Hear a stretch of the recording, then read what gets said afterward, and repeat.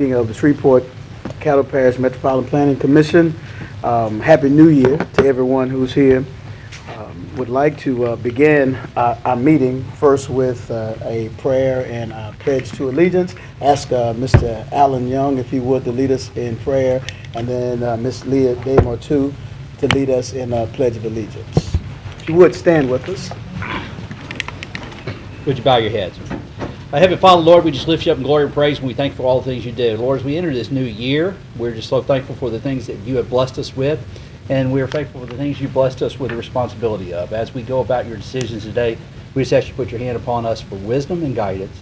All these things we ask in your name. Amen. Amen. Thank you. Please join me.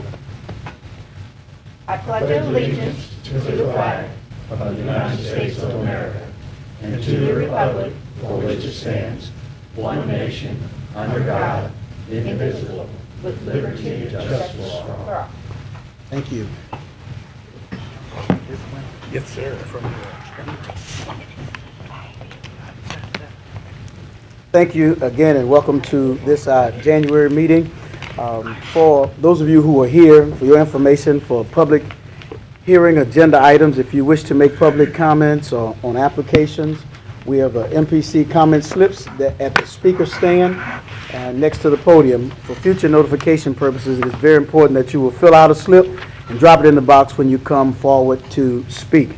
Please, when you do come forward, please state your full name, mailing address, and zip code before addressing the board. We'll call each case on the agenda in order and hear first from the applicant, then those speaking in favor. 10 minutes are allotted for the principal spokesperson and 3 minutes for each additional speaker. We will then hear from those wishing to speak against an application. Again, 10 minutes will be allotted for the principal spokesperson and 3 minutes for each additional speaker. One representative of the application can then speak in rebuttal if so desired. After hearing comments on each case, the board will then immediately deliberate and vote on that case before moving on to the next case on our agenda. Please note that when the board is deliberating, members of the public are not permitted to comment. Any member of the public may request a copy of the board's decision on a particular case by contacting our office at 318-673-6480 after 1 p.m. tomorrow, or by accessing our website at shreveportcattlempc.com. For consent agenda items and other agenda items not requiring a public hearing, public comments can be made upon request by filling out an MPC comment slip.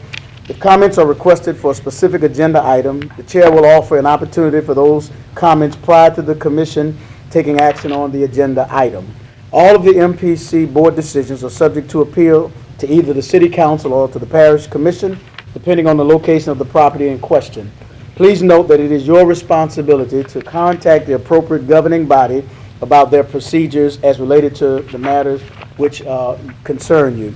Copies of this document and the phone numbers to contact the governing bodies are available on the table next to the podium and in the entryway to this room. As a courtesy, ladies and gentlemen, please remember to turn off all cell phones while the MPC board is in session. The commission values your testimony and appreciates your compliance with these guidelines. Just again, let me say that we want to say Happy New Year to everybody who's come with us. Let me personally say Happy New Year to all of the commission members, to the staff, and all those who make up this body. So thank you so much for your work, and again, Happy New Year. Our first item on the agenda will be approval of our minutes from our December 7th, 2016 meeting. So moved. Second. Have a motion by Ms. Smith, a second by Ms. Damore. Any questions? Hearing none, all in favor vote aye. Opposers? Oh, we don't do it that way. We press the button now. To the side, no.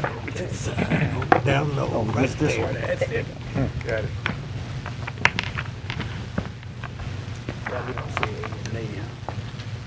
Oh. Right, that motion is passed unanimously. The next item is our consent agenda items. Let's see. We have 1, 2. All right. Ebony, is anybody here to speak on any of the consent agenda items? We have no request to speak. Seeing no one has requested to speak, what's your pleasure? Mr. Chairman, motion to approve. Second. I have a motion by Mr. Young, a second by Ms. Smith to approve. Any questions? Hearing none, please register your votes. Commission has voted unanimously. The consent agenda items are, if you're here today concerning case number 6 through case number 12, it has been approved, and you're certainly welcome to stay for the entire meeting, but if you're here for any of those, it's just been, those things have been approved, so thank you. Next on our item is public hearing. Our first case, public hearing, we have case number CA 117, closure and abandonment. We have those who are here today who wish to speak in favor of this case. From the city. Someone here from the city? All right. Mr. Chairman, members of the commission, my name is William Talton. I represent the Office of the City Engineer, 505 Travis Street, 71101. The person that owned this property dedicated it a street back in 2013 as part of a development plan. Since that time, his development plans have changed. The street was never constructed. There are no city facilities within the street dedication. All of the major utility companies have been polled. No one has an objection to the closure and abandonment of Sin Street. All right. Any questions? Thank you. Anyone who is here to speak in favor? All right. Anybody in opposition? Okay, seeing neither, the commission, what's your pleasure? Motion to approve. With step. With the steps, yes. Second. I have a motion to approve with the stipulations by Mr. DeMarteau and a second by Ms. Smith. All in favor? Any questions? Any other questions? If not, please register your vote.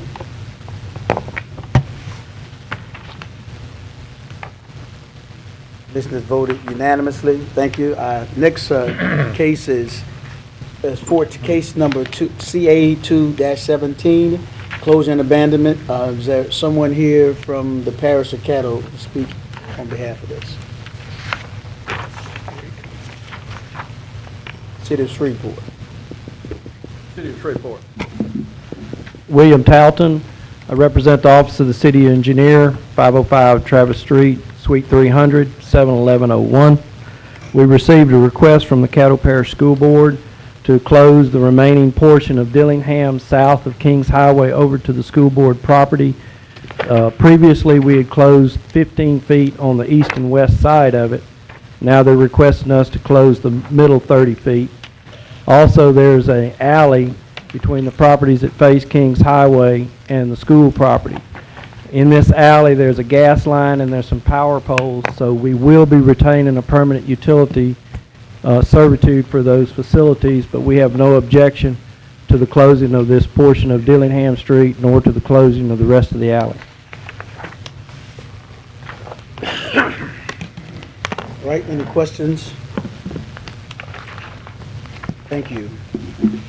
Anyone here who is here to speak in favor of this application?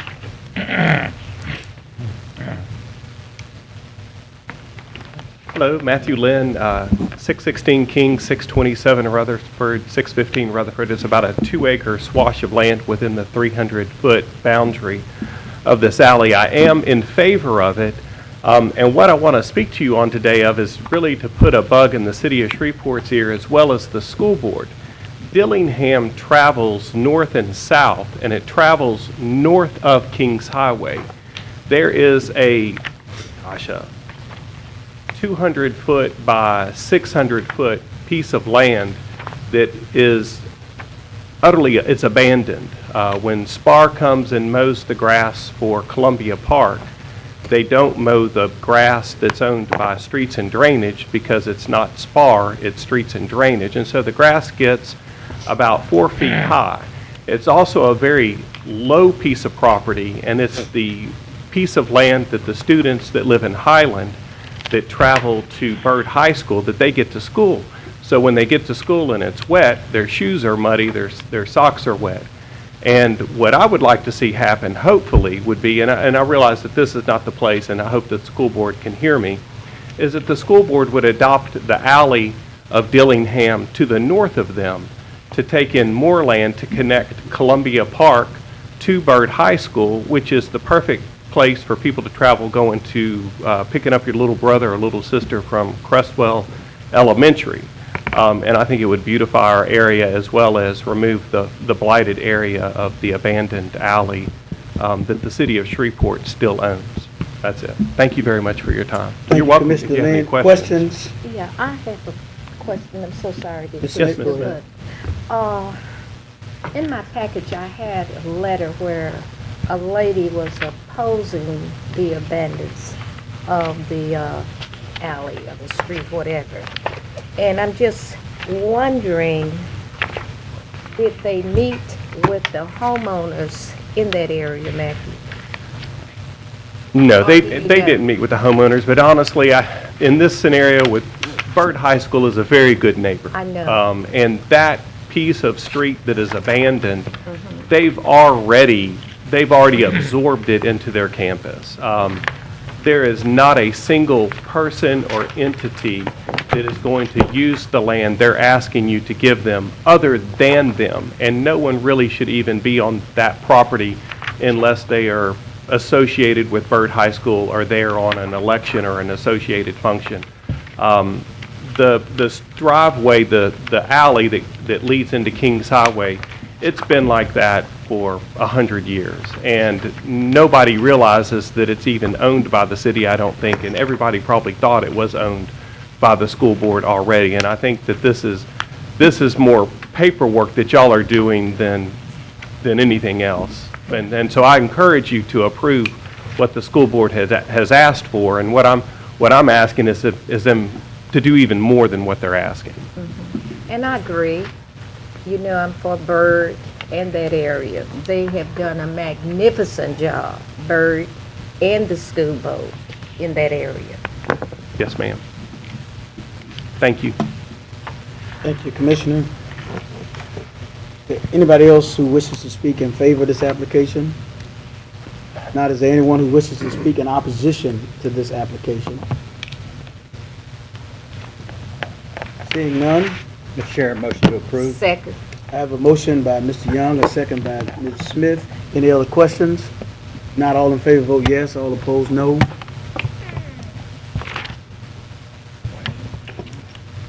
Commissioners voted unanimously. Our next case, case number C17-17. Do we have anyone here speaking on behalf of the applicant?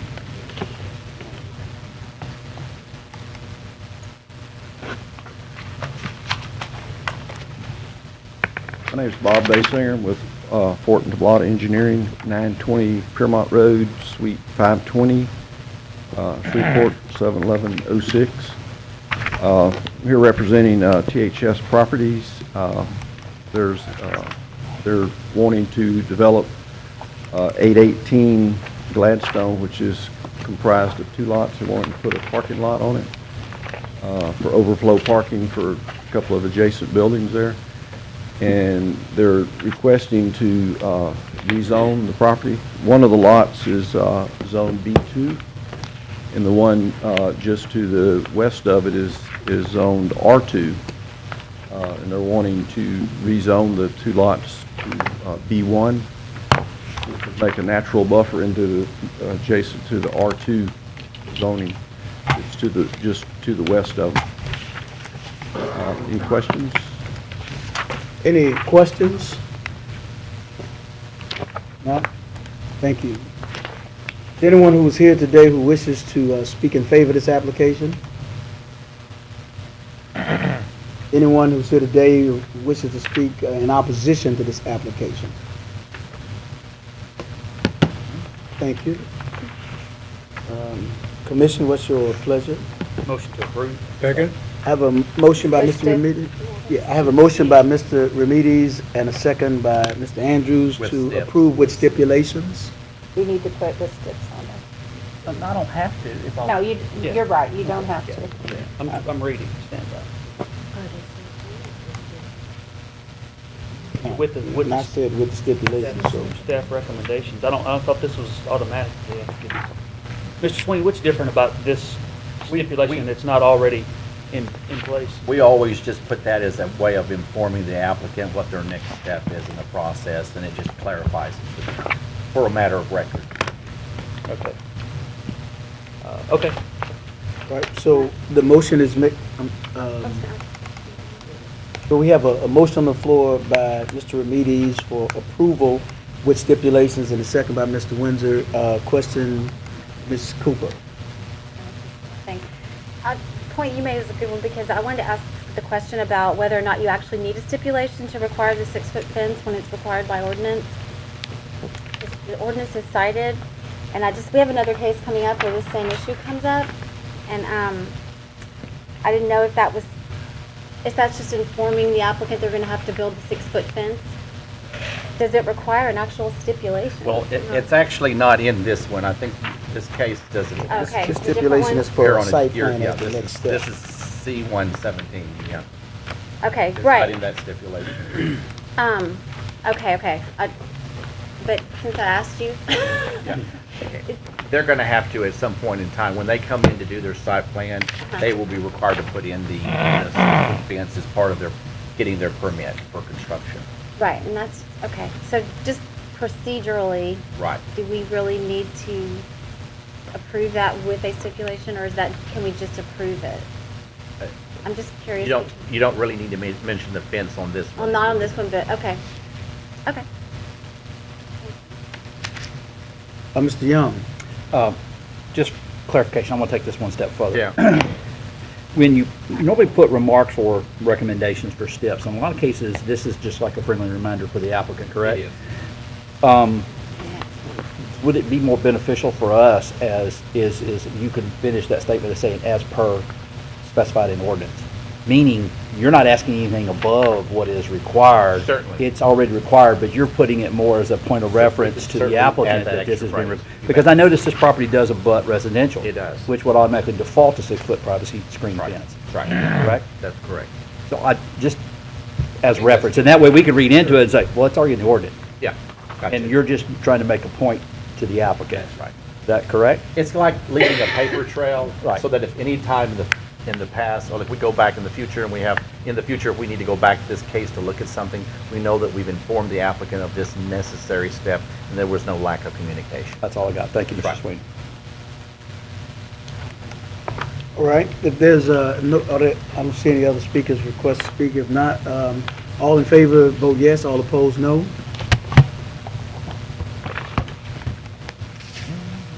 This is approved unanimously. The next case is case number SC-12-17. Is there anyone here to speak on behalf of the applicant? Mr. Chairman, it's C-217 first. Where did I skip? You went. Oh, I'm you sorry, went to number the second 16. one I'm first. sorry. That's okay, Mr. Chairman. Yeah, I'm sorry. Case C-2-17, I'm sorry. Applicant TEG Architects.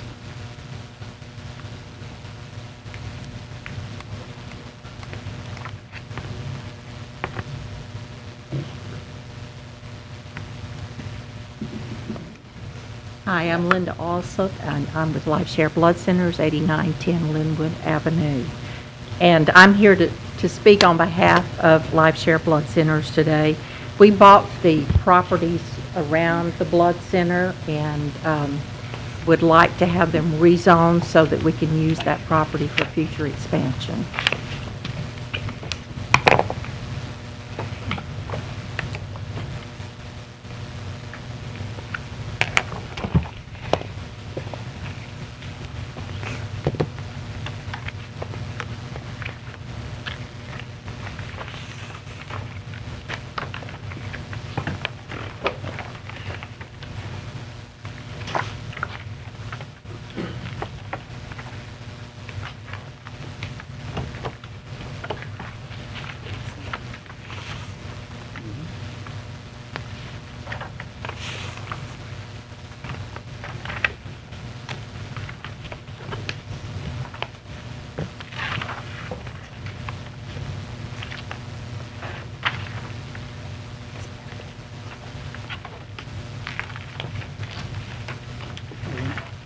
Are there any questions for the applicant? Any other statements you'd like to make?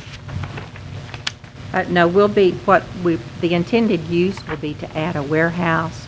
Also, we need additional parking for our staff and donors. Right now, we don't have room at our current location for large trucks to come in and turn around, and it is a safety issue because we do have pedestrian traffic in that same parking lot. So this will allow us to separate those large trucks from our pedestrian traffic. We've got a question, Mr. Ramirez. And what do you got, other than, I mean, the obvious, is that what you use the 18-wheelers for, to transport that, or is it supplies or what? No, supplies, generally is what they're bringing in. Oh, okay, just a delivery, and then y'all Correct. distribute everything from this hub to the... That's correct, but we use vans for that. I see, okay, that's all I have. All right. A question. Mr. Andrews? Would you care to share with the group the various points that you guys actually do service in North Louisiana so that we'll get a picture of it? This is just for information purposes. Okay, sure. You mean the hospitals or? Yes, ma'am, in the towns that you go to. Okay, and from the Shreveport Center, we go to all the surrounding towns, Bossier, Minden, Ruston, help me, Norbert. Well, talk from the Shreveport Center, Vivian, all the Manny, Louisiana, any town that would have a hospital that would need blood, we would be delivering it from this location. Thank you. Coshada is another one. Thank you, Mr. Chairman. Any other questions? All right, thank you. Is there anyone else who is here who wishes to speak in favor of this application? Is there anyone who's here today who wishes to speak in opposition to this application?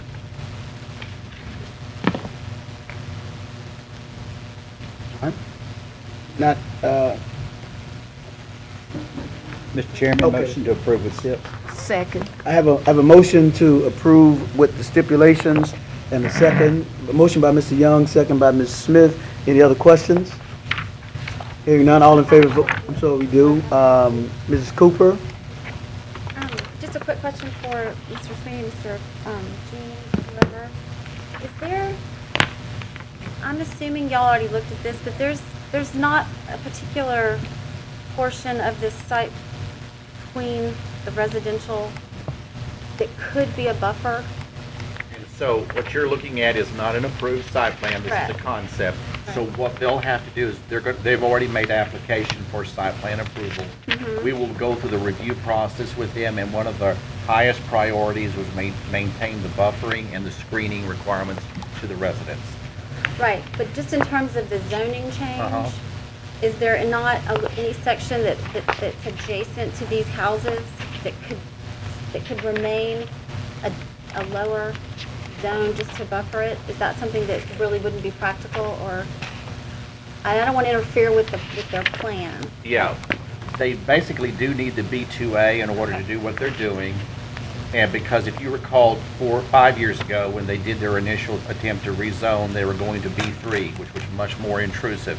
By being the B2A, we are limiting the uses that they can have, so that if for some reason they were to sell the property in the future, which I don't expect them to do, whoever would inherit that property or purchase that property would be limited to the uses under B2A.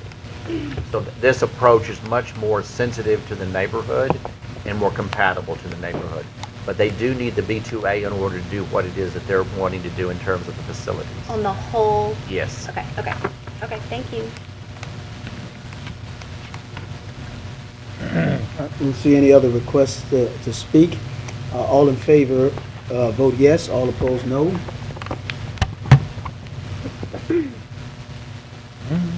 Right. Passed unanimously. Our next case is case number SC-12-17. Anyone here is applicant here to speak on behalf of this application?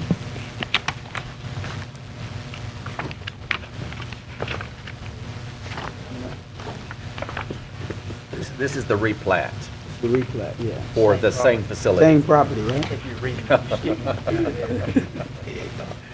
This is just to make it one contiguous piece of property, correct? Right, that's One legal description?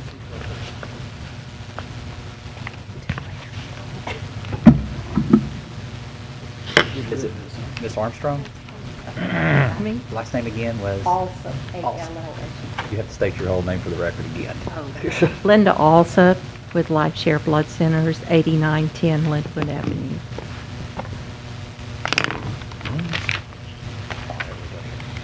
Any questions on the replat? Is anybody here today to speak in favor of this application? Mr. Chair? Yes, sir. So, Mr. Young? Yes. She's probably not used to the procedure, so just, no, that's fine. Look, don't be nervous about this. I just wanted, for the conversation point, just to say, this is just a replat. Basically, you're taking all these small lots, you're making them in one big lot, one single description, instead of having it all piecemeal together. So this point on, if this approved, you'll have one legal description for that plat of land only, instead of like 20. Right. So that's kind of the purpose where we're going. That's all I had. All right. Thank you. Anybody here to speak in opposition to this replatting? Seeing none, Mr. Chair, motion approved. Second. I have a motion by Mr. Young, a second by Mrs. Smith to approve. Any other questions? Hearing none, all in favor vote yes, all opposed no.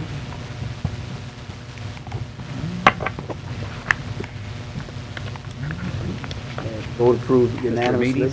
Oh, he's out. No, he's out. Our next case is case number C-3-17. Is there anyone who was here today to speak on behalf of the applicant?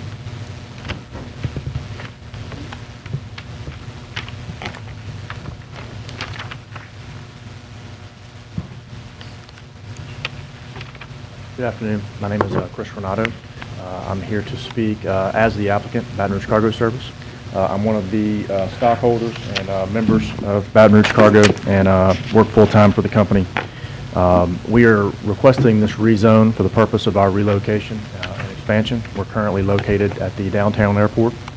The staff determined... Just before you go forward, just for clarity, make sure that we have your address, we have your name. Oh, yes.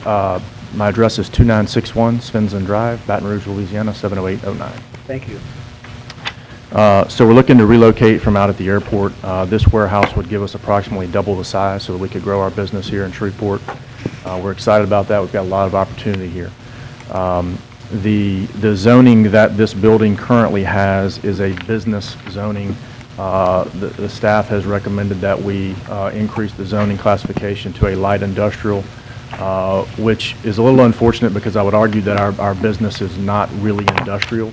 Our deliveries consist of taking a flat screen TV to your home or delivering a mattress to your home. Well, a lot of residential deliveries, and with the growth of e-commerce, we're in a good position to be part of that supply chain to get the goods to your home.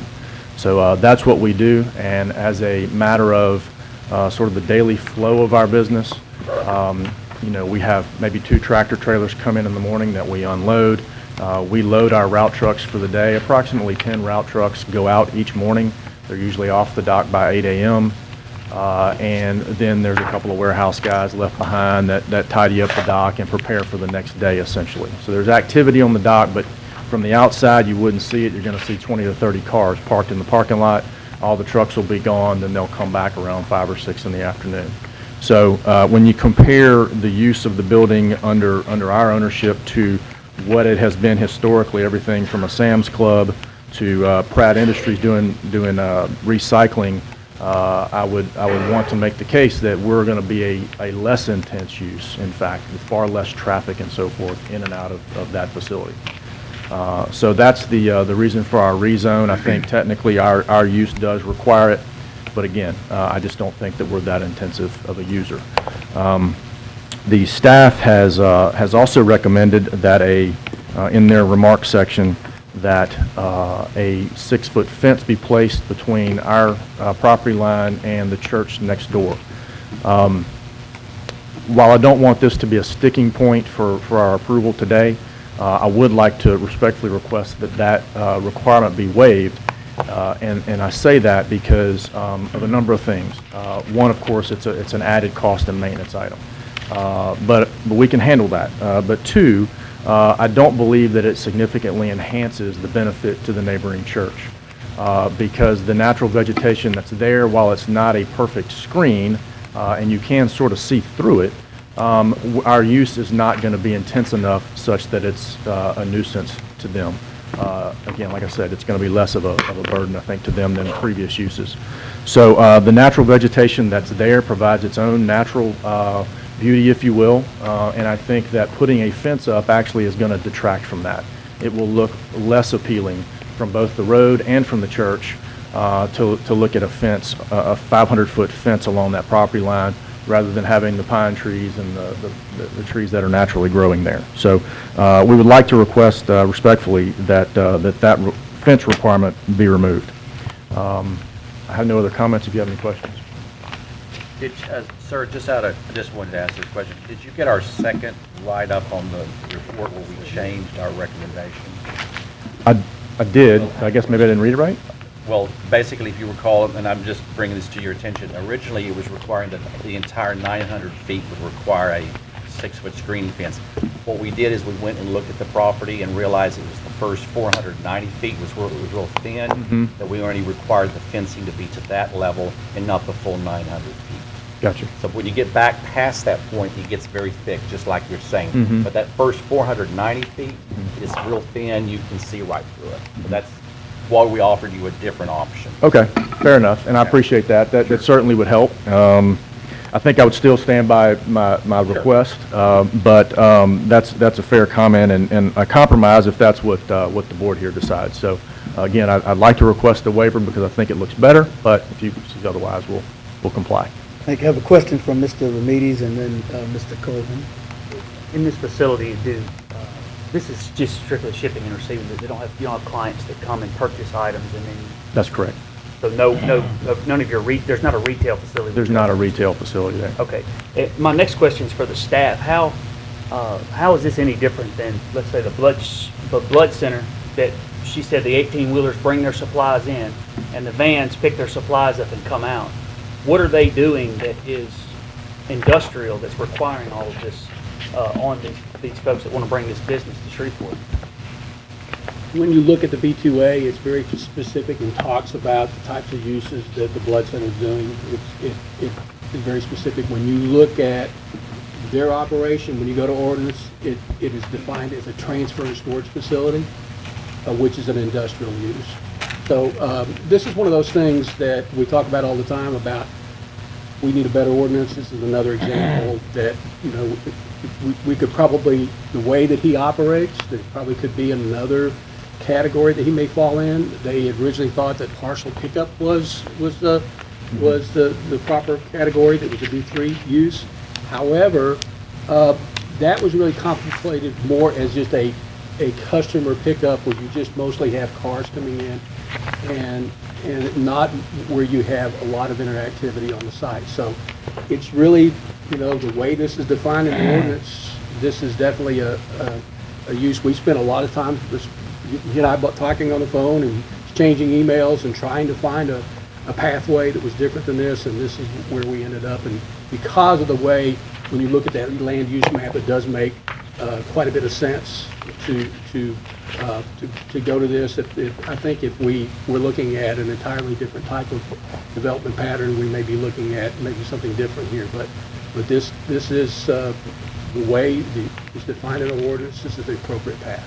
Yeah, but I'm trying to figure out if this is a less intense use on that neighborhood than 500 or 600 people a day coming to a Sam's Club, and we're now requiring to put, because I know what that fence costs, and it's very expensive. He'll probably spend $25,000 or $30,000 on that fence.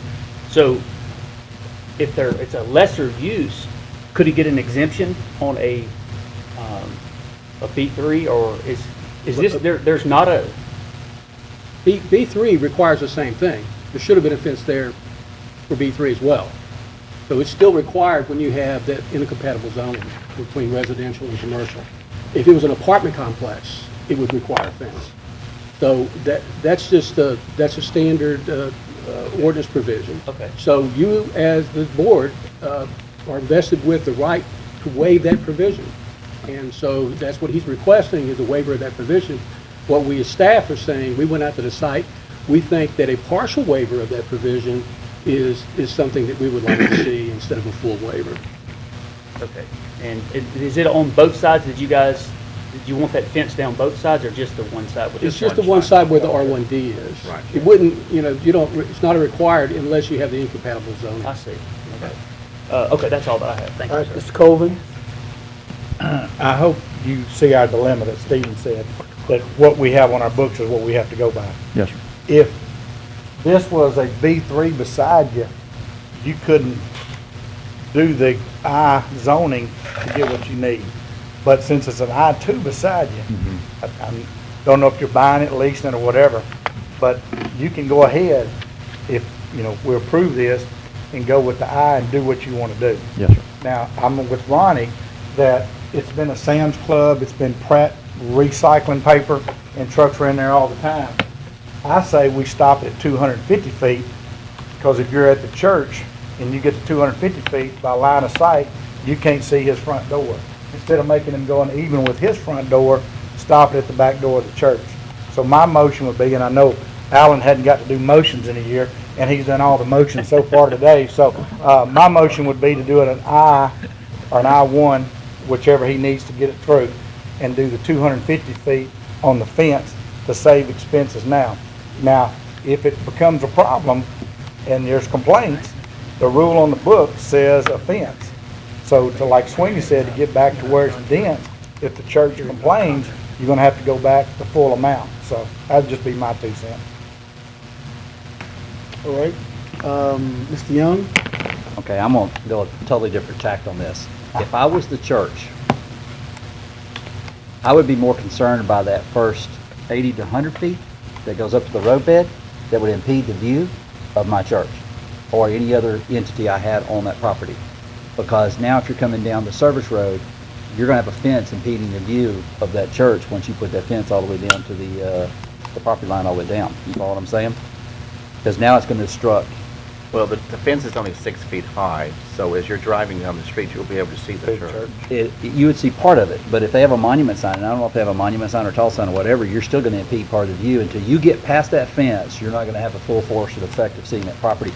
To me, the sight line of the front edge of the church building would ought to be where the fence started and went south, as opposed to going all the way up to the property line up to the north. I'm just, for sightline reasons, we ran into this, I think, with the pizza place Sure. on Pines Road. Sure. It got to be a sightline issue, and I take as big of issue with blocking or impeding the sightline of the neighboring property as I would. You follow what I'm saying? Sure, and realize there will have to be an appropriate setback because the fence can't go into the right-of-way area. Correct. So there will be enough of a setback based upon the design that they provide us and show us, and we'll pass that by city engineering to make sure that that works. In essence, there should be clearance, because we're not going to do anything that would be a visibility factor for traffic. Right. The other issue I take is not, it's with our ordinances really, is the intent of the screening fence has generally been, in my personal opinion, has been irrespective of impeding between D1 and up and residential, and churches fall in the R1D. I get that. But that is not per se houses there, that is a church. True. And so it's a little different animal in the sense that we're not having somebody living there, in which you hear 18-wheelers coming in and out all day long. It's people that, in this case on Saturday afternoon, go to worship. And so it's a little bit animal, it's a little bit different.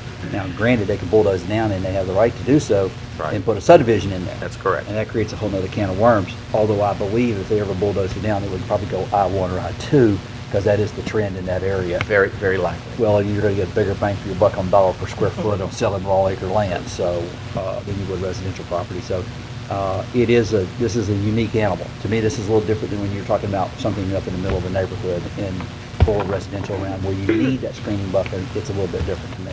So I'm just throwing that out there. So. All right. Ms. Cooper? I think we're still in the question and answer thing, and this might be more appropriate for discussion. But under the ordinance, under 106-1172, read it, it does give the planning commission the discretion to modify or waive the fence requirement. Correct. And you can read it, if it's reasonably anticipated where no practical benefit to adjacent properties can be arrived, some other stuff, but I'm just thinking, why don't we listen to the speakers in the opposition, see if the church has a position, and if we decide later there's no benefit from the fence, we could come to a resolution and figure out what we want to do. All right, Mr. Andrews? I guess it's to the staff. Mr. Remedies has been kind enough to pull a visual up on that property and the trees that are sitting between the church facility and the property that the gentleman's talking about. Perhaps maybe another alternative would be to plant some more vegetation between there that would eventually grow to not only have an aesthetic value to it as far as looks, but it would perhaps maybe be in the place of the fence as an option to consider. And absolutely. If you were to ask of course, the only thing is this is not site plan approval. This is merely a zoning case. So you can't stipulate on a zoning case for the landscaping and he's not going to be doing a site plan because he's not doing any expansion. Yeah. We don't really have any leverage to get him to put the additional landscaping, but if you were to say, let's think this through for just a second, you could possibly say, because of the requirement of the screening fence, if we waive it, you could replace it and say, instead, require the applicant to put in a certain amount of landscaping, as in trees. So I think you could still ask for that, but that would be part of your waiver approval, not part of the zoning case, but part of the waiver approval. Do you understand where I'm going on that? Yes. Okay. All right. Would that be just as expensive? A wood cyclone fence, it can be expensive, but it's usually the cheapest version of fencing other than a cyclone fence. I meant the landscaping. Landscaping would require a series of enough trees that would grow to maturity. I'm not really certain. The cost can vary depending on what kind of trees are placed there. And I don't know, that's something you'll have to ask the applicant if he would be willing to provide an enhanced vegetative screening effect.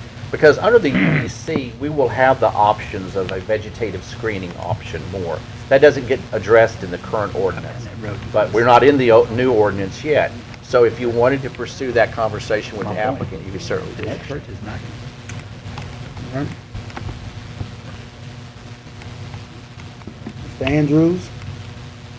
All right, sir, you've heard the conversation. Yes, sir. Do I need to respond, or I didn't know if we had a... We're trying to help you. Okay, yeah, no, I appreciate it. Okay, so my thoughts on that are that's a fair request, the vegetation thing. I guess what I'm regretting not having done now is going to the church sooner and working out something that I know that they're happy with.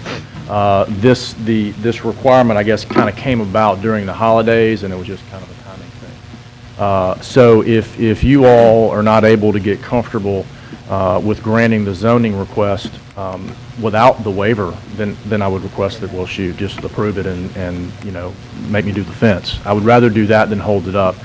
This is something that, a move that we need to make this month. So I can't afford to wait on another month in this whole process. So I still think that it makes the most sense to work with the church and come up with something that they're happy with, that we start with, not being required to do a fence. Let me ask this. Is it possible that you give me the approval with that in there, but that I'm able to come back at a staff level and have it removed if I'm able to work something out with the church? I think as long as the board gives you a conditional waiver, then as long as they give you the purview to come back to us and we work it out on a staff level, I don't have a problem with that.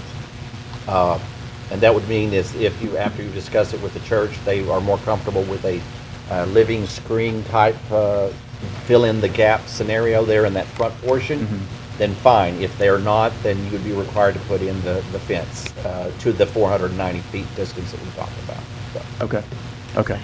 So then maybe I'll revise my request of you all, that the waiver is, or that it's modified that we're required to put a 250-foot fence that gives that line of sight protection from the church to our facility where the trucks would be, or that with staff approval and church buy-in, however you want to word that, that we're allowed to remove the fence requirement based on whatever we worked out with the church. All right, Ms. Smith? Yes, I have a question. Mr. Sweeney, did you all send letters out to the church? Oh, yes, yes, You ma'am. did? Yes, ma'am. Okay, but you didn't know that you were supposed to meet with them? Well, I didn't know that there was going to be a screening requirement. Okay. Otherwise, I would have gone and met with them. And honestly, I should have met with them anyway, just as a good neighbor, but we'll do that. Mr. Young?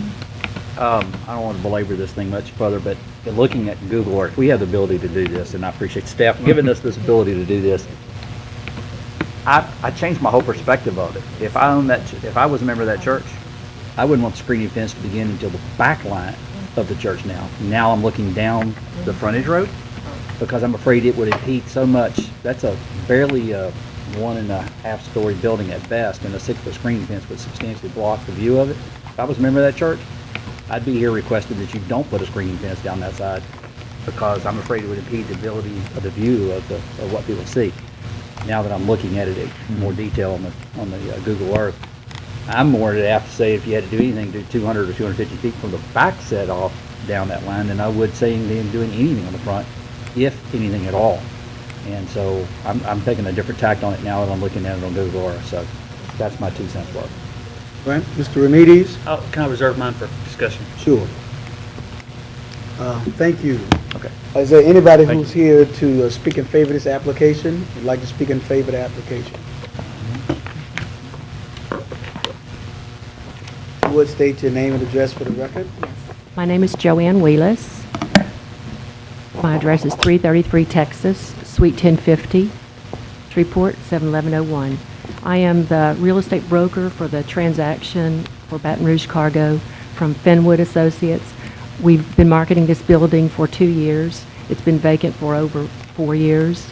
I'm intimately familiar with the site and the building and won't take up your time explaining all the issues we've had with the building and vandalism and those kinds of things. We're more than excited that Baton Rouge Cargo has come along as a purchaser for the building and think it's a perfectly suitable use. In reviewing the staff report, assessment and the revised assessment and spending more time out at the site, I wanted to just point out a couple of things that I observed, and I have a Google Earth also. But visibility and signage in my business are 2 things that are very valuable. I think I agree with Mr. Young's assessment that if I were the church, I would not want that fence to be put where it would obstruct the visibility of either my building or my signage. They have a beautiful electronic sign out in front of their church, and the property is meticulously maintained. In my opinion, and in my experience, I think if you're going to require a fence, the most effective location for it would be from the rear, where the right here, where the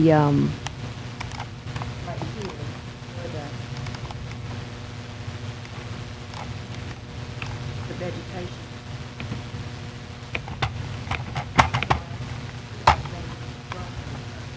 Right in the back of the church. You go on the church property and you sit there and you think, what am I trying to screen? There's nothing that's obtrusive or offensive in the front portion of the property. We like the line of sight going east and west on Westport Avenue. That's important to the church, I would imagine. And my guys, Baton Rouge Cargo doesn't particularly concern itself with visibility because of their type of use. But if you were going to try to accomplish the screening issue, then I would say to minimize it to the 250 foot, but even back it up, 250, the site is, just say round it to 1,000 feet of depth. So if you would back it up 250 feet, start with the second 250 feet of depth to deal with the screening issue, then that would be, to me, the most minimally offensive way to screen the site. I think the natural vegetation is much more attractive than the wooden cedar fence would be. It also is a much easier maintenance issue. A wooden cedar fence is probably going to last in that element for 10 to 15 years. It's going to have to be repaired. It's going to have to be replaced. It's a maintenance and a cost item issue. Our people are already paying, over $1.5 million for the building, and they're going to put a considerable amount more getting the building up to snuff in order to put it into operation because of the condition that it's in. So for those reasons, I would ask that you either waive the requirement for the fence or minimize it as much as possible. Questions? All right, any questions? Ms. Wheelers? Yes, sir. Thank you. Anyone else here to speak in favor of this application? Are there any people here to speak in opposition to this application? All right. Seeing none. And I'm sorry it didn't come up. I did. Discussion. Discussion. Okay. I think we would need a motion. Okay. Discussion. Well, I mean, I think, yeah. Are we 'cause just discussing in Yeah, we general? can discuss it because Okay. I wanted to explain why my motion would be the way it would Okay. be. Okay. If you'll pull up, any of the commissioners look on your screen, if you look at the Google Street View, Mr. Andrews, you can see where you can see where the parking lot rolls down to the site. So the first, as far as I can see, if you put up a 6-foot fence and you're standing at the church, the only thing you are screening is the hill that's standing in front of you. You are actually not hiding anything unless they just didn't mow the yard. If you agree with that? Y'all, you see what I'm talking about, guys? So I think, and then on top of that, we have an ordinance for, because it's zoned residential, because it's a church, so it's not, the residential zoning doesn't necessarily meet what that zoning is for, which is to protect people who live there, okay? Because a church is essentially a business. It's just the outcome is something different. So there are, absolutely. Well, I'm just saying that people come there and tithe their money, and it operates much like a business does, and they meet in certain times. So a church is more like an event space than it is certainly than a neighborhood. And then we look on the other side, and we say that, why are we requiring industrial zoning? Well, we got a good answer from the staff, and I felt like an educated answer. After they've looked over the ordinance, their job is to protect us from doing something that's, gets us, in a bad position. So there's no real clear use on either side that is what the intended use for these ordinances for, or this screening. So I would say that I have no problem relaxing the fence ordinance because people are not living next to a real industrial use where they're actually building or grinding or fabricating something outside who you normally see, or forklifts or things like that outside of the building. So that, I just wanted everyone to take that into consideration. And I did want to say to the applicant that please understand that this may seem like a bigger deal. Everybody up here I've heard speak is only trying to help you, and we certainly appreciate you bringing jobs and growth to our community. So I don't want you to walk away and think that we weren't looking to. We all want to, including the staff, they were looking for ways to try to help minimize your costs. So please understand that. So, and that's all I have. Just want everybody to take all those things into consideration when we have a. Are you making a motion? We still need a motion. Okay. Sorry, my motion is to approval and without the fence requirements for this property, due to the fact that it's residential, but it is not. People do not live on that site, and their site is industrial, although they are not seeking to operate in that manner. Second. A second. All right, I have a motion from Mr. Ramirez and a second to approve this application with the waiver of the fence. Correct. That's basically what we're talking. Yes. Any questions? Seeing none, all in favor vote yes, all opposed no.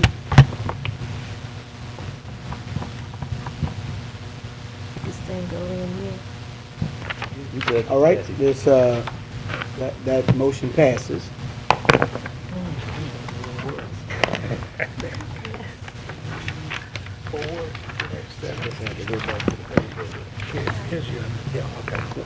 Our next case is case number C-4-17. Is there anyone here to speak on behalf of the applicant?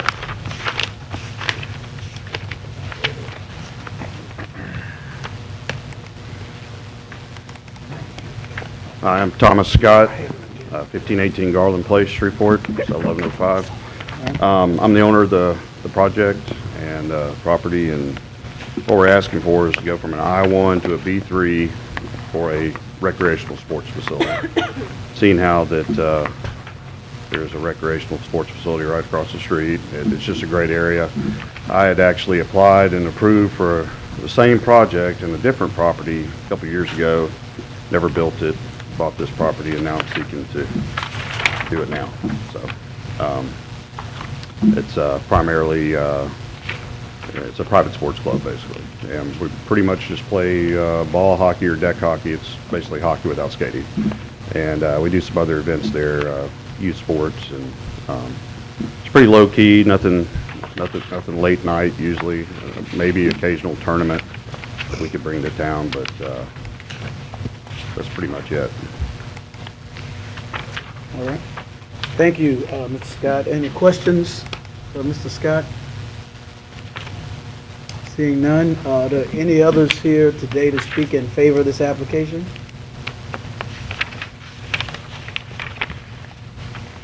To speak in favor of the application? Anybody here to speak in opposition for the application? This, I saw a hand go up. Oh, no, this is different, all right. This particular application, don't see any comments for or against. Commission, what's your pleasure? Motion to approve. Second. I have a motion to approve by Mr. Remedies, a second by Mrs. Smith. Any other questions? Hearing none, all in favor vote yes, all opposed no.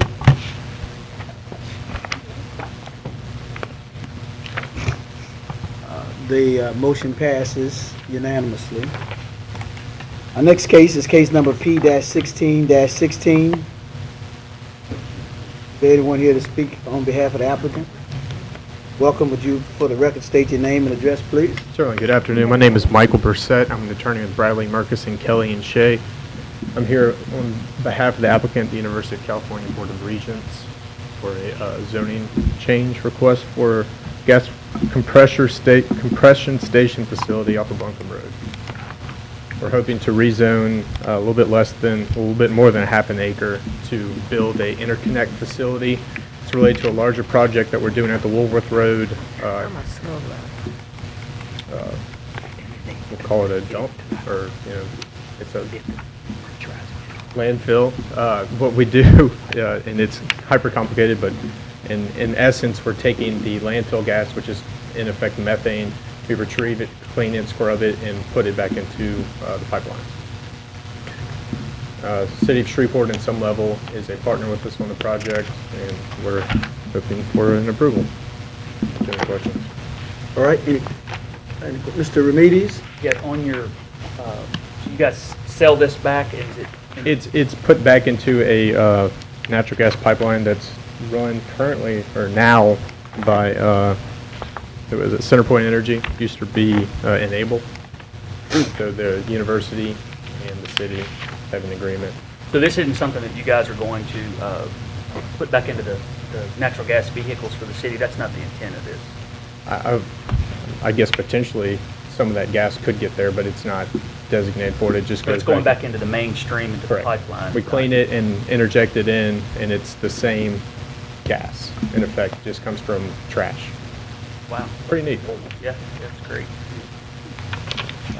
So you said the technology was owned by University of California? University of California is doing this in a number of jurisdictions across the United States. I don't think, own it. They might have a license for it, but do not know that for certain. Okay. So I don't want that on record. So, They probably have a license agreement. okay.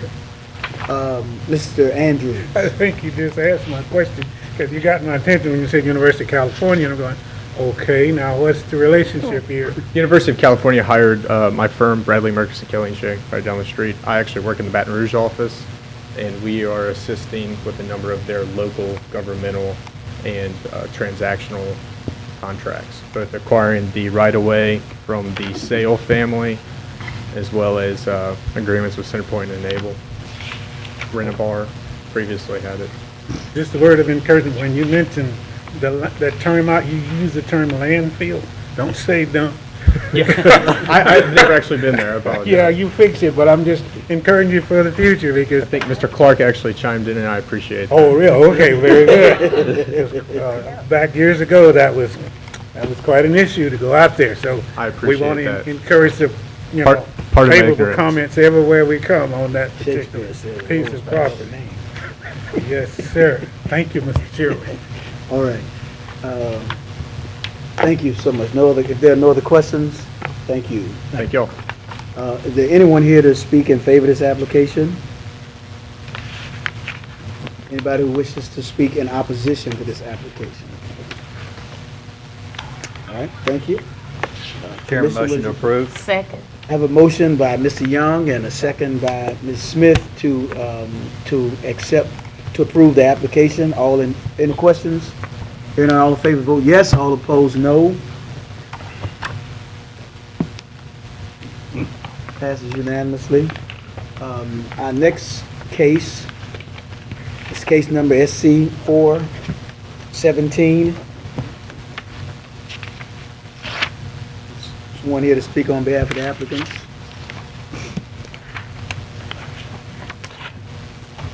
Yes. Good afternoon.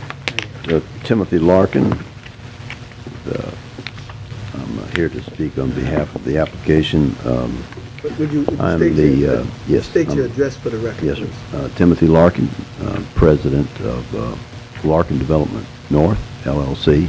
My address is Post Office Drawer 5820, Bossier City, 711-71, 5820. So we have before you, Commissioners, our application for a subdivision of 37-acre tract of land that Larkin Development North purchased some number of years ago. Since the time that Larkin Development North purchased this property, we have improved it with typical improvements: water, sewer, storm drain, street facilities, and a bridge. And to date, we have spent approximately somewhere in the neighborhood of $5 million on the development that's there so far. So the plat that's before you is our next step towards the further development of the property. We plan to subdivide it further, and finance it, and then construct improvements. All within the zoning entitlements that are there. So towards that end, we request that you approve the plat that we have before you. I'd be glad to answer any questions that you might have about it. All right. Thank you. Questions? Mr. Young? Mr. Larkin, this particular plot of land, I know some land around there, but in this particular plot, is any of it considered in the floodplain area or in the flood zone? It is. It is? There are portions of the property that are in the floodplain. Since we purchased the property, it just so happens that the property was nearly at the benchmark of the 100-year flood, and I believe that most of the property now is approximately at that at that level. Okay. So a majority of the property is at that floodplain level, but it is still classified in the floodplain? Yes, it is. Has there been any work done about mitigation of that? Because there's a lot of ways you can mitigate floodplain. You can go buy property other places and do a set-off and other things. Do you know if the DEQ or whoever mitigates that in the state of Louisiana on the state level, have you done anything in regards to that? To get Well, that lifted, actually, I think most of the property in that part of town is in a floodplain, and the only requirement that you are you have in land development is to place the finished floor of a residential structure typically equal to or 1 foot above the 100-year floodplain. That's easy to do in this case, which is the practice throughout the industry. Okay. Thank you, sir. All right. Mr. Andrews. This question, I guess, is probably going to be for the staff. Just, if you'll help us in our remembrance, can you kind of give us a background on this piece of property where we're looking at the number of lots that are indicated on this particular document? Yes, sir, I sure can. This is somewhat a little bit of the same thing that you said the last time Mr. Larkin was here back a couple of months ago on another plat that he was proposing. The difference here is that 4 of the 7 lots that he's proposing are developable as far as we're concerned and can be platted. The other 3 lots, which would be the 3 that were shown on the diagram, and if you can show that, Ebony, can you put that up on the screen where the 3132, the 3132 diagram. Yes. The lots that we show there are the bottom lots on your right side, on the right side of the screen there, would be the ones that are not that would fall within the right-of-way of the proposed 3132. Now that's based upon our assessment of the information we received from NLCOG, the MPO. That route, of course, has not been established yet, but in that area, the 2 alternative routes are exactly the same, alternative A and B. And so those 3 lots actually are affected by what would be potentially the corridor for 3132. And so through the staff's assessment of this proposed plat, we see that 4 of the lots, primarily ones to the left, are developable and can be platted as requested, but that those 3 lots could not be. And so we're only recommending approval of the 4 of the 7 lots, and that the applicant submit to us a revised preliminary final plat that reflects those changes. I appreciate that explanation, and I'm compelled to say that, I guess, Mr. Larkin's benefit as well. We put these handcuffs on him some time ago, and he was kind enough to say, I'll wait and hold off until, I guess the follow-up question to staff, for the benefit of your knowledge, how far away is there a potential answer relative to these right-of-ways as you perceive it today? The MPO has indicated to us, and I'm being on that board, that there will be probably a decision made on 3132 as early as February of this year, which is next month. I'm not certain that date may slide a little bit, but my understanding is, and my participation on that board, is that they are ready to make a final decision on the the proposed right-of-way for 3132. And again, I'll repeat, at this stage, both A and B, alternative A and B, are exactly the same. It doesn't change until you get further south. So regardless of which alternative they choose, it still will have the same impact on these lots as shown.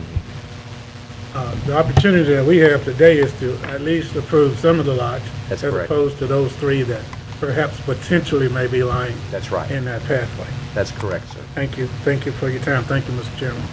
Mr. Young? Thank you, Mr. Chairman. I remember some conversation a while back in regards to the 3132 corridor, where we were looking at access roads that were adjacent to it, and the fact that at this particular intersection, at the time, we were talking about the potential blacktop road on the north, I guess it'd be the west side, on the west and south side of 3132 that's currently there. That's the only property I believe is owned by Willis Knighton. The one that was next to and adjacent to the church, that was also a potential problem because the ingress and egress off of the service roads that were there were too close under new state, I assume probably federal also guidelines, as well as the road that Mr. Larkin was permitted to build was also going to be potentially too close into that as well. In lieu of that, would potentially Lot 6 and potentially not Lot 2, if I'm reading these correct, would not also potentially be in jeopardy of development, because if 3132 is done, I'm assuming the entrance of the current service road would not be acceptable. If you follow where I'm going with that? I don't think I can answer that directly, because this is the alignment that the MPO has provided us, and anything outside of that is not affected by that alignment. But what I'm stating is what I was told or what I understood is if they do decide to do 3132 extension, that part of that extension was going to make them realign the service roads, that vacant piece of property if you will, on the top left of this photo, the one servicing the church and any other ones. Now, the one going into 12 Oaks was already sufficiently away from that intersection, but those. So my concern now becomes, because there was talk eventually, or originally, that this particular road accessing Esplanade subdivision was going to have to go all the way back up close to the nursing home, that the state was going to kind of force that issue. Therefore, would that not put Lot 6 and Lot 2 in jeopardy? And I'll let, go ahead. You follow where I'm going, Stephen? Yes. That, you're talking about the control of access being extended. That actual control of access has not yet officially been extended. Right. And I think that there's a possibility that it might have to be reconfigured. Would it prevent from this being utilized in some manner? It might have to be shifted if that was to be extended, but at this time it has not been officially done.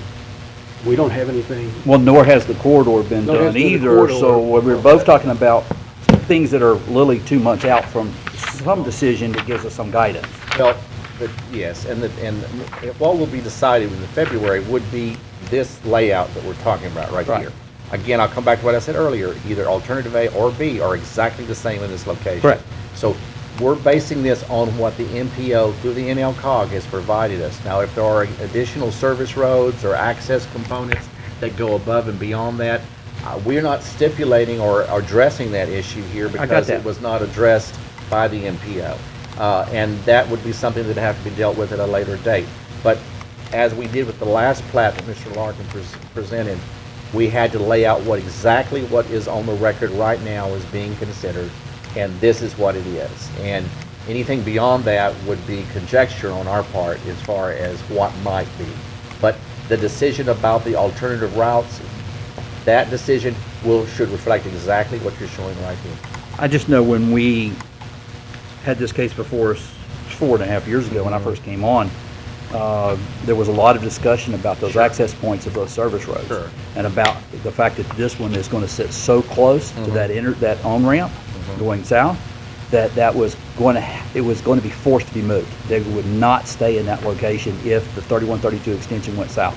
It could not, because the proximity is too close to that interchange. It's too dangerous. And so that would force the inevitability of that being diverted somewhere else. Now the question is where you go with it. Well, the only place you could go is back to the west. That's the only option you have, which means you're going to either parse up Lot 2 or parse up Lot 6. Something's got to be done to get that to go further, to get it away from that intersection. DOTD is not going to let it stay there. That's the reason I brought this whole conversation up, is if we're going to take in consideration 3132 extension in this decision, then we have to also take in the fact that that current service road that he has accessing Esplanade cannot stay where it's at. I understand. That is the gist of what I was told by, I think it was Kent Rogers who gave me that information, that it would not be allowed to stay there because it's too close to that on-ramp.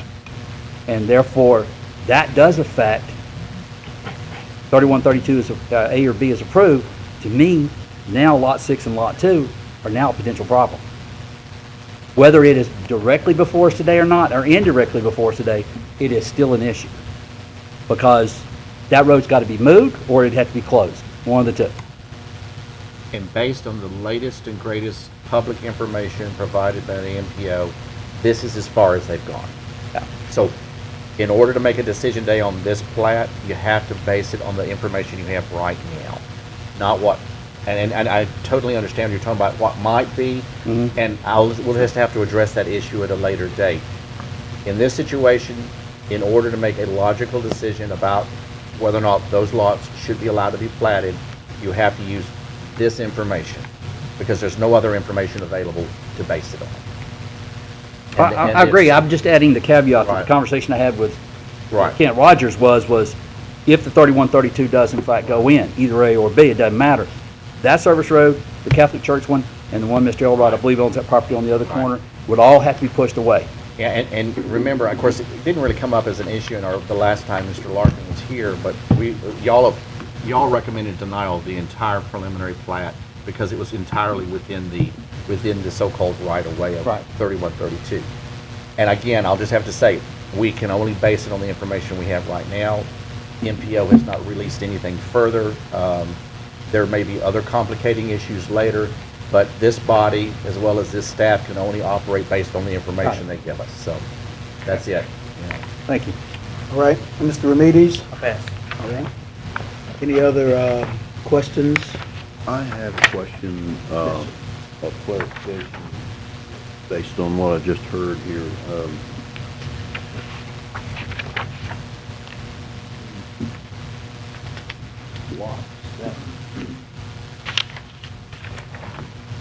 I think I'm understanding the staff report says, that we're recommending approval of lot 2, 3, 6, and 7. looking at this photograph that you're using here, and I'm seeing where the roadway is on lot 7. Is that just is that We know there's a slight encroachment there on lot 7, but we figured that you would have the capacity to make that lot still work, even with the slight encroachment there is. There is no encroachment on these other 3 lots, but on 7 there's a slight encroachment, whereas on the other 3 lots below you, there is a significant encroachment. Lot 7 we thought was salvageable for your development purposes. So that's why we're recommending approval of 7. That doesn't mean it might not have to be tweaked a little bit based on what is actually approved for the so-called right-of-way for 3132, but it is a workable lot. It may not be as large a lot when they get through with it, but it still is a workable lot. I see. All right. Any other questions, Mr. Larkin? If not, thank you, Mr. Larkin. Are there any others who are here today who wish to speak in favor of this application? Is there anyone here today who wishes to speak in opposition to this application?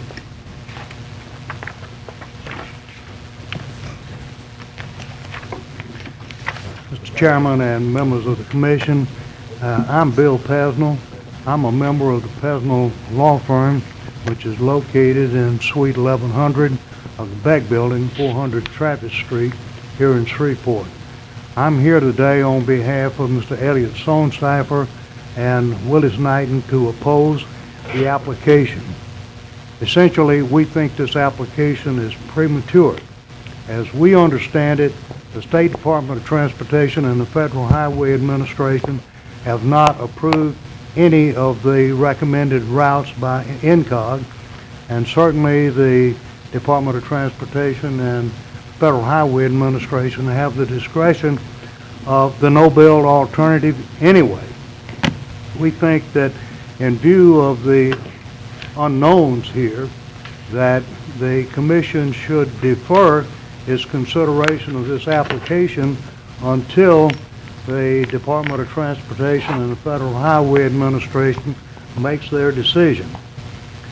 We note that this issue has been up before the MPC at least on 2 prior occasions. The first one of which was on October the 1st of 2003, when I believe Shreveport Development Corporation made an application to zone this property for residential development. That application was amended to withdraw this particular tract of land from the consideration of the commission. Subsequently, on or about November the 3rd of 2004, another application was made, and this commission voted unanimously to defer the application until the highway project was, became definitive. As we have said,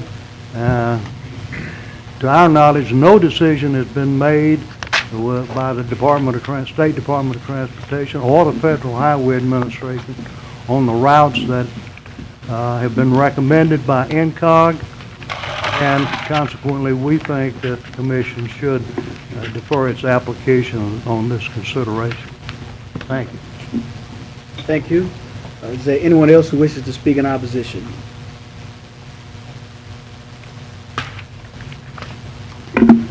Good afternoon. My name is Jeff Westmoreland. I'm with the law firm of Wiener Weiss and Madison, 333 Texas Street, Suite 2350, Shreveport 71101. I'm not here to speak necessarily against the application, but I do want to make the commission aware of discussions that Mr. Larkin has had with the Glenn Retirement System, which is my client. The Glenn Retirement System owns land contiguous to the west of this property. Let me use this plat. You'll see the Glenn's property here, Lot 6, Lot 7 there. And so I just want to point out a few things. This is kind of to Mr. Young's point earlier. Where is this road going to go if 3132 comes in anywhere in the recommended or predicted areas? And one of the major proposals at this point is that it will go through the Glenn's property. And we've been in discussion with Mr. Sinclair and Mr. Larkin about this to make sure that my client is protected. I'm gonna show you, these are photographs provided to us by Louisiana DOTD, two different options. This is the Glenn's driveway, their furthest east driveway. The one would be that come in and then turn here in a boulevard style and come across the property and join that road. The other one is the same. It's just the left turn there, the turn east is a little bit deeper. So one kind of hugs this detention pond and one goes around the detention pond. The point that I would make is that that's going to affect, to some degree, what happens with Lot 6. Because that road's going to come in somewhere around here, if it happens. I agree that with Mr. Pesnell that we don't really know at this point, but there's been a lot of discussion, a lot of work done between the Glenn and Mr. Larkin in trying to work out this scenario. And so to the extent that it's relevant to this board, I think obviously you need to know it.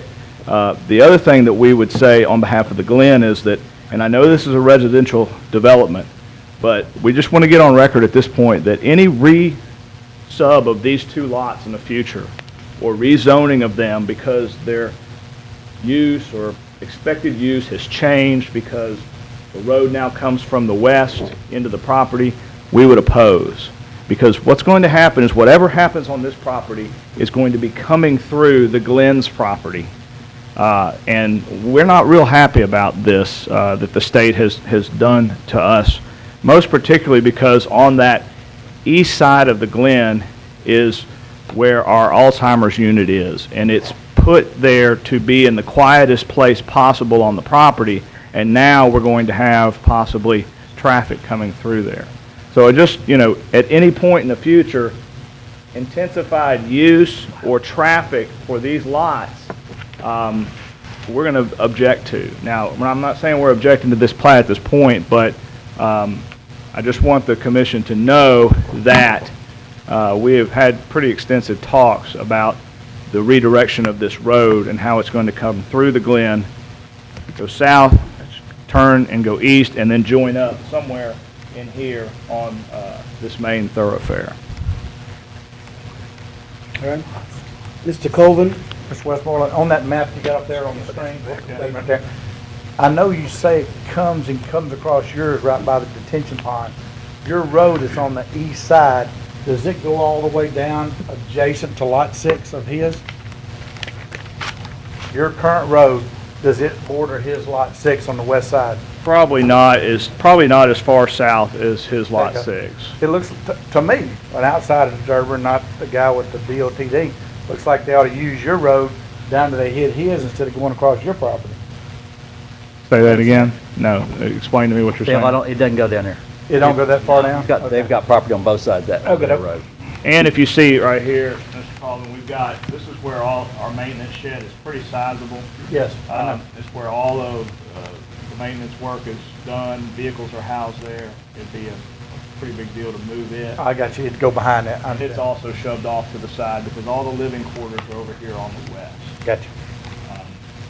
And again, I probably could have covered some of this with Mr. Larkin and Mr. Sinclair, but I've been out of town on vacation for the holidays and was not able to really get with them on it.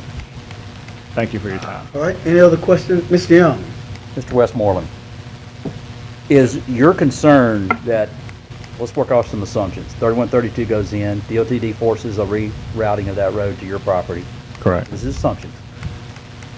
Your concern is now those lots, instead of being potential, that land left over residential, is being turned into B1 or B2. Is that fair, or is that what you? That is a concern, yes. One of the concerns would be the density of the lots. If the lots were being, I wasn't here for the prior one, but I did read the staff report, and I think it said previously, well, no, it's just 15 residential lots. If we were looking at, carving these things up into 300, 400, foot lots with road frontage, 300, 400 feet, then we would be in a completely different scenario. We are concerned about the traffic, the amount of traffic. A lot of how far they come into our property is going to depend. They've got to come in far enough where cars that back up here don't back up out into the highway. And so, again, that's why they like